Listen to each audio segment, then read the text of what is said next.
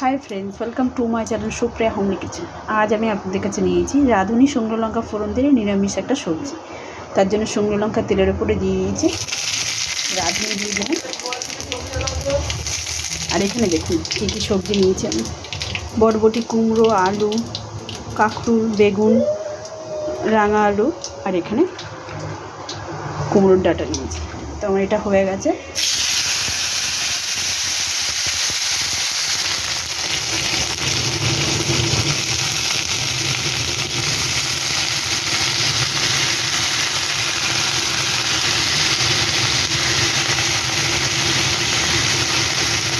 ঝিঙেও আছে, একটা ঝিঙে, সব অল্প অল্প, একটা, দুটো, চারটে বরবটি, দুটো কাঁকরুল, দুটো ছোটো ছোটো রাঙা আলু, একটা বড় আলু আর কি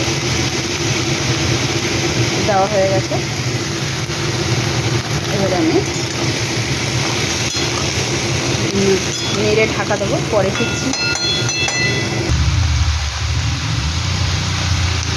নুনটা দিয়ে ঢাকা দেবো বন্ধুরা, তখন আর কি মাথায় ছিল না। তো যাই হোক, নুনটা দিয়ে নেড়ে ছেড়ে আস্তে করে ঢাকা দেবো, সেটার মতো হবে।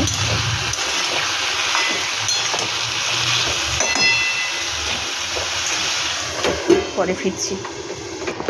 দেখুন বন্ধুরা, এক হাতে আমি ঢাকনা খুলে নিয়েছি, যেহেতু আমি ঢাকনাটা খুলতে পারবো না দু হাতে। এরপরে একটু আমি হলুদ দিয়ে দেবো।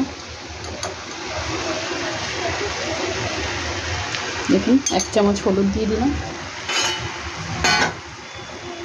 এবার আমি কুমড়োর ডাঁটটা দিয়ে দেবো।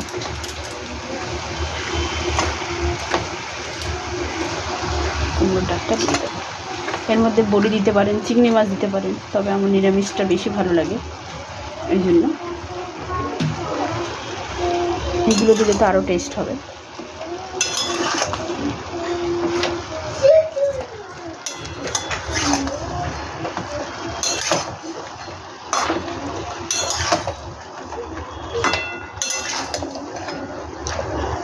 আবার ওটাকে ঢাকা দেবো।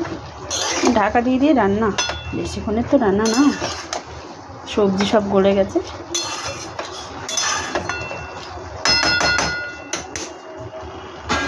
পরে ফিরছি আবার। ঢাকনাটা খুলে নিয়েছি, দুটো কাঁচা লঙ্কা দিয়ে দিলাম, জল বেরিয়েছে। দেখুন,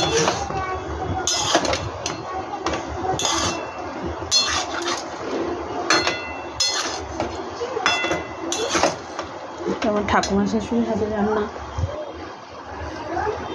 চিনি দিয়ে দিলাম।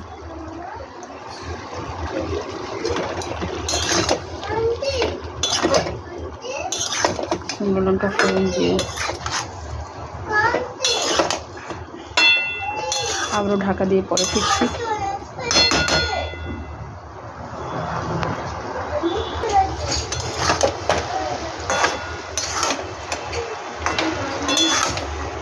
তো এর মধ্যে একটু ধনে পাতা দিলে আরও ভালো হতো, তো ওটা শেষ হয়ে গেছে, এগুলো দিতে পারছি না।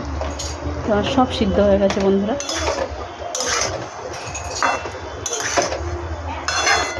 তো আপনারা ট্রাই করবেন, ট্রাই করে কমেন্ট সেকশনে কমেন্ট করে জানাবেন আমার রেসিপিটা কেমন লেগেছে। ভালো লাগলে লাইক, কমেন্ট, শেয়ার করবেন, আর আমার চ্যানেলটা সাবস্ক্রাইব করে দেবেন। ভালো থাকবেন, সুস্থ থাকবেন। থ্যাংক ইউ ফর ওয়াচিং বন্ধুরা, বাই বাই।